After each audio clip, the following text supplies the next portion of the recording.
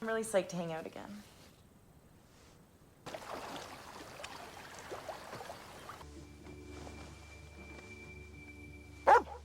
Hey. Di awal film, Jill menjalani terapi karena trauma berat sejak kematian misterius adiknya. Berusaha melupakan masa lalunya, ia menerima pekerjaan sebagai pembina di sebuah perkemahan terpencil milik Fred atas rekomendasi sahabatnya, Leslie. Namun, tanpa disadari, Jill, tempat yang dianggap sebagai awal baru itu justru menyimpan rahasia mengerikan yang akan mengubah hidupnya selamanya.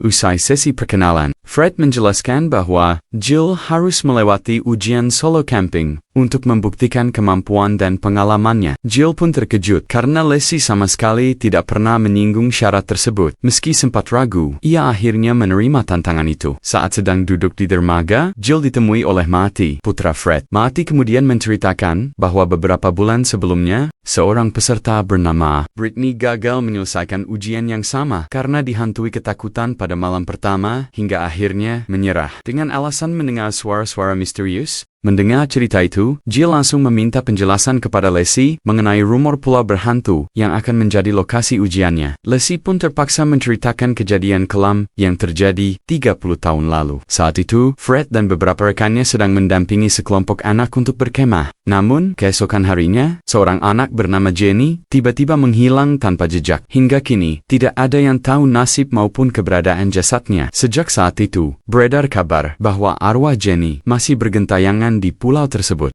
Accounted for, and then when they woke up in the morning, obviously Janie haunts the island.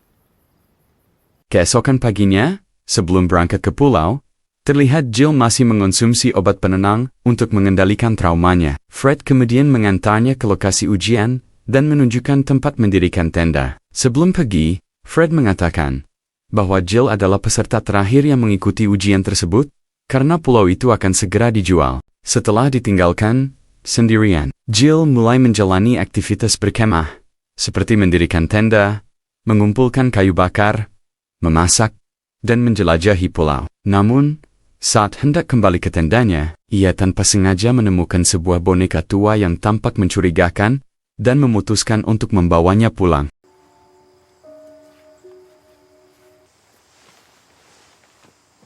Setelah itu, Jill pergi mandi di tepi sungai. Namun saat kembali ke tenda, kakinya terluka akibat menginjak ranting tajam. Di tengah rasa sakitnya, ia melihat seorang pria paruh baya bersama seekor anjing sedang duduk di dekat tendanya. Pria itu memperkenalkan dirinya sebagai Ray.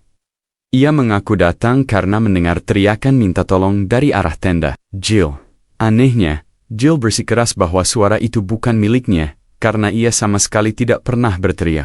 Melihat kaki Jill yang terluka, Ray menawarkan bantuan untuk mengobatinya, tetapi Jill menolak karena masih merasa curiga. Namun, saat Ray hendak pergi, Jill tiba-tiba berubah pikiran dan memutuskan mengikuti Ray ke kapalnya untuk mengambil obat serta perban, tanpa menyadari bahwa pertemuan itu akan membawanya pada sesuatu yang jauh lebih misterius.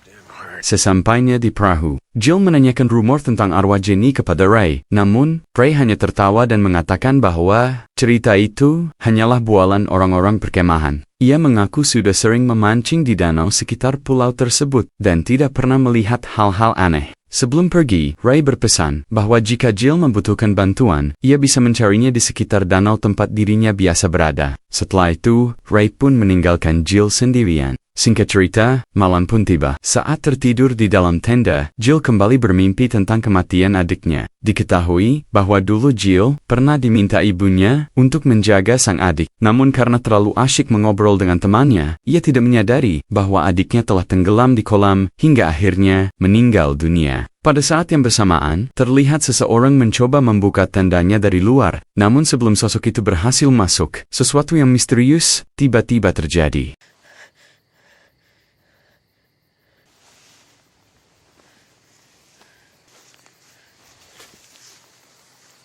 Ia memberanikan diri keluar untuk memeriksa keadaan sekitar. Namun, tidak ada siapapun di luar tenda. Merasa kelelahan, Jill kembali masuk, meminum obat penenangnya, lalu mencoba melanjutkan tidur. Keesokan paginya, Ia kembali dikejutkan oleh kejadian aneh. Semua barang dan makanan yang semalam digantungnya di pohon, kini berserakan di tanah. Jill pun yakin bahwa seseorang sedang mengerjainya. Kemungkinan para senior dari perkemahan. Di tengah rasa kesalnya, tanpa sengaja ia melihat sosok aneh mengintip dari balik pepohonan. Rasa takut mulai menyelimuti dirinya, dan Jill berniat kembali ke tenda. Namun tiba-tiba, dari arah belakang terdengar sesuatu yang membuatnya terkejut.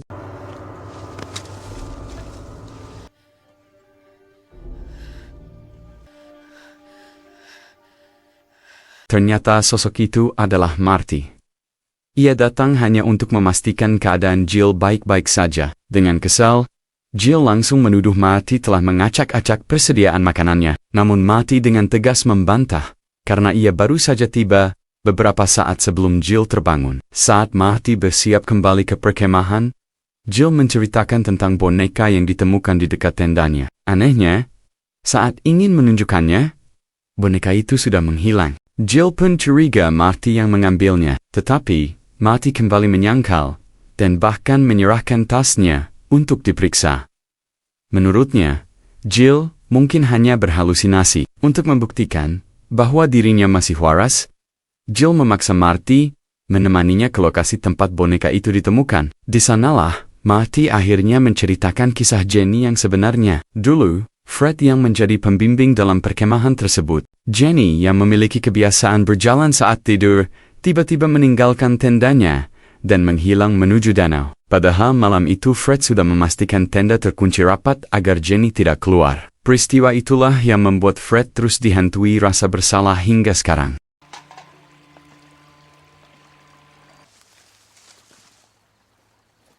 Tak lama kemudian, mereka tiba di lokasi tempat Jill menemukan boneka yang diduga milik Jenny. Saat berada di sana, Jill tanpa sengaja melihat sesuatu dari kejauhan. Karena penasaran, mereka segera menghampiri sumber penglihatannya. Ternyata itu adalah sebuah tenda yang tampak sudah lama berdiri di tengah hutan. Marty kemudian mencoba memanggil pemilik tenda tersebut, tetapi tidak ada jawaban sama sekali. Dengan perasaan curiga, ia pun memberanikan diri memeriksa bagian dalam tenda. Betapa terkejutnya mereka ketika menemukan boneka yang sebelumnya ditemukan Jill berada di sana. Jill pun terkejut. Ia yakin penghuni tenda itulah yang semalam mencoba masuk ke tendanya. Menyadari ada sesuatu yang tidak beres, Marty langsung meminta Jill untuk segera meninggalkan tempat itu. Namun karena rasa penasarannya semakin besar, Jill justru nekat masuk lebih jauh ke dalam tenda. Di sana, ia kembali dikejutkan oleh tumpukan foto-foto lama yang tampak menyimpan sebuah rahasia. Jill segera memanggil Marty untuk melihatnya. Begitu melihat foto-foto tersebut, ekspresi Marty langsung berubah dan dipenuhi kekesalan. Tanpa mengatakan apapun, ia merebut foto-foto itu dari tangan Jill, lalu berlari kembali menuju tenda Jill.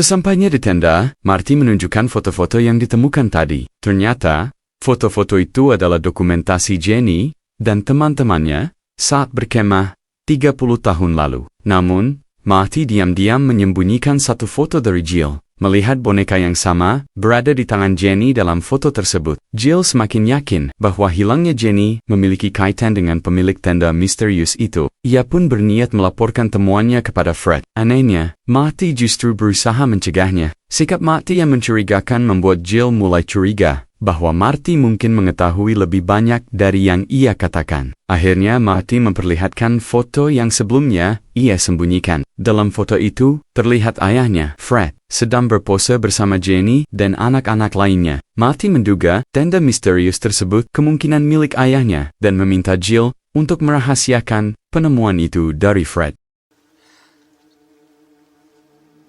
No, I'm not going anywhere with you. No! You need... No!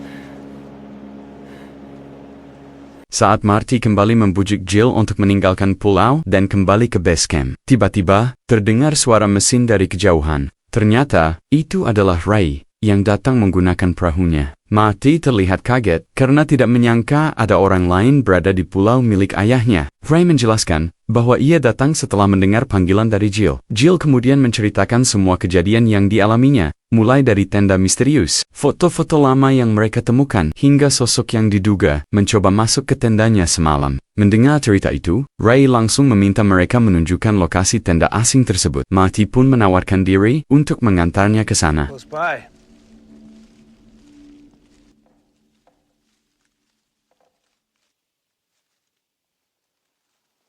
Sembari menunggu mereka kembali, Jill mencoba mencari sinyal hingga ke area danau untuk menghubungi sahabatnya, Lacey. Namun usahanya tetap tidak membuahkan hasil. Tak lama kemudian, ia mendengar suara Ray yang berteriak memanggil namanya. Jill segera menghampiri sumber suara itu dan terkejut melihat kepala Ray berlumuran darah. Ray mengaku baru saja diserang seseorang yang memukulnya dari belakang. Menurutnya, pelaku yang paling mungkin adalah Marty. Jill tentu tidak langsung percaya dan menanyakan keberadaan Marty. Namun Ray mengaku tidak tahu kemana. Marty menghilang setelah kejadian itu. Meski tanpa bukti, Ray tetap bersikeras menuduh Marty sebagai pelakunya dan mendesak Jill agar segera meninggalkan pulau sebelum terlambat.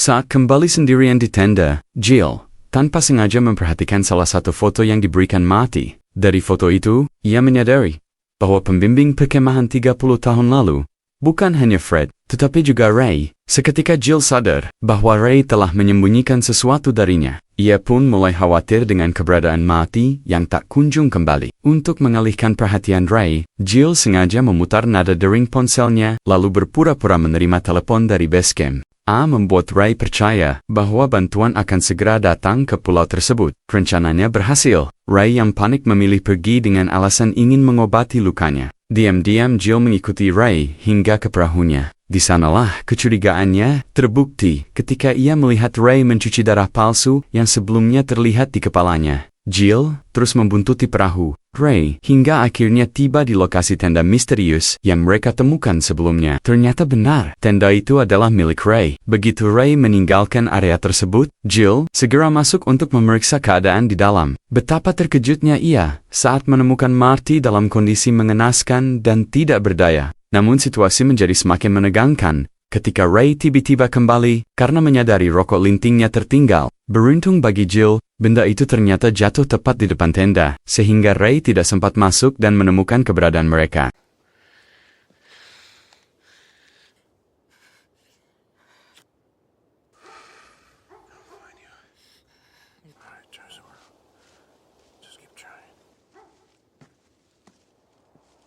Setelah Ray kembali pergi, Jill segera memanfaatkan kesempatan itu untuk menyelamatkan Marty dengan seluruh tenaga yang dimilikinya. Ia menyeret tubuh Marty keluar dari tenda dan menjauhkannya dari tempat tersebut. Karena kelelahan, Jill beberapa kali mencoba membangunkan Marty, tetapi usahanya tidak membuahkan hasil. Tidak punya banyak pilihan, ia akhirnya menyembunyikan Marty di tempat yang aman dan berniat mencari bantuan ke base camp. Namun nasib buruk kembali menghampirinya. Anjing milik Ray tiba-tiba menemukan keberadaan mereka dan terus menggonggong keras. Panik karena takut Ray mendengarnya, Jill berusaha sekuat tenaga membuat anjing itu diam sebelum semuanya terlambat.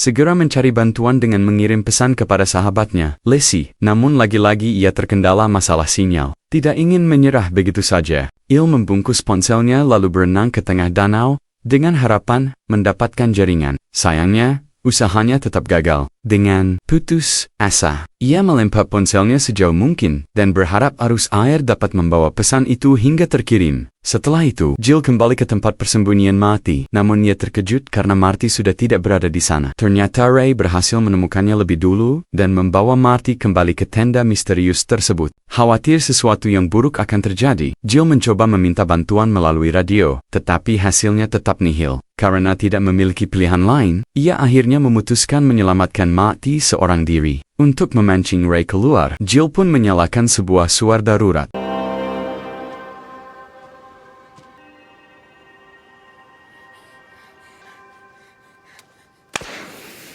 Dan benar saja, suara yang dinyalakan Jill berhasil menarik perhatian Ray. Tanpa berpikir panjang, Jill langsung menyerangnya begitu Ray mendekat. Namun, usaha tersebut gagal karena Ray dengan mudah berhasil melumpuhkannya. Tak lama kemudian, Jill pun tak sadarkan diri. Singkat cerita, malam pun tiba. Jill terbangun dalam keadaan terikat dan tidak bisa melarikan diri. Saat itulah, ia melihat Ray sedang memegang boneka milik Jenny. Dari situ Jill mulai menduga bahwa hilangnya Jenny puluhan tahun lalu telah meninggalkan trauma mendalam bagi Ray. Bagaimanapun juga, Ray dan Fred adalah para pembimbing yang bertanggung jawab atas Jenny saat kejadian itu terjadi, berusaha mencari celah untuk menyelamatkan diri. Jill mencoba menenangkan Ray dengan mengatakan bahwa apa yang terjadi pada Jenny bukanlah kesalahan mereka. Namun sayangnya, kata-kata itu sama sekali tidak berpengaruh pada Ray.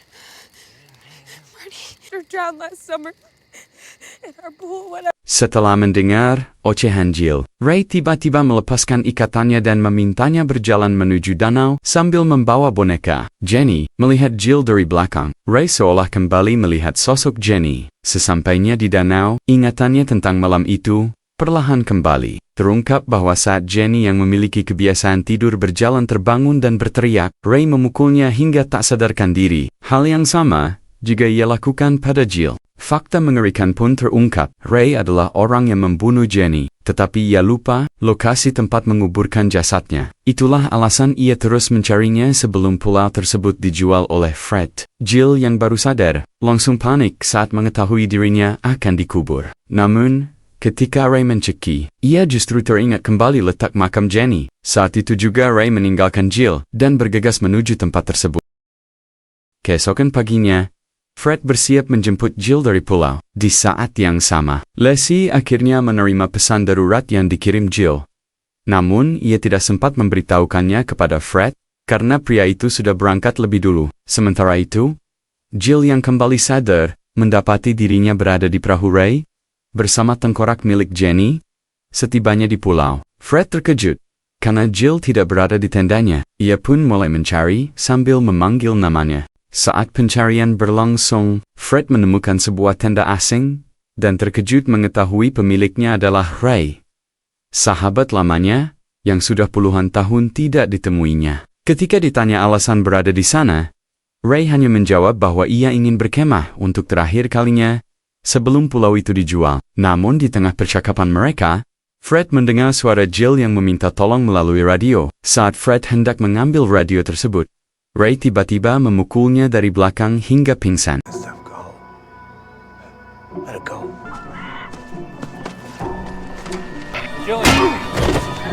Merasa sesuatu yang buruk telah terjadi pada Fred, Jill berusaha melepaskan diri dari ikatan yang membelenggunya. Setelah berhasil, ia segera melarikan diri dari perahu Ray.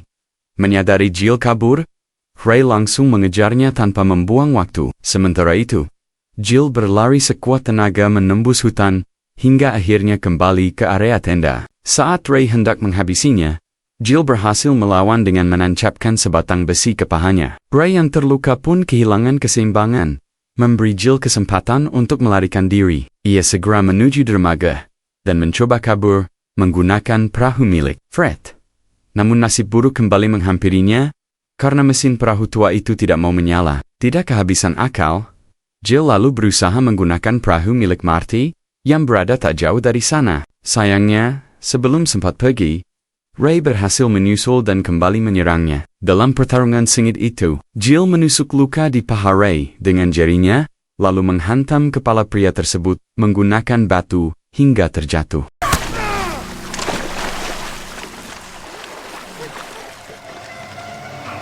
Merasa muak dengan semua kejahatan Ray, Jill mengambil jangkar lalu menancapkannya ke mulut Ray, yang membuatnya tewas saat itu juga.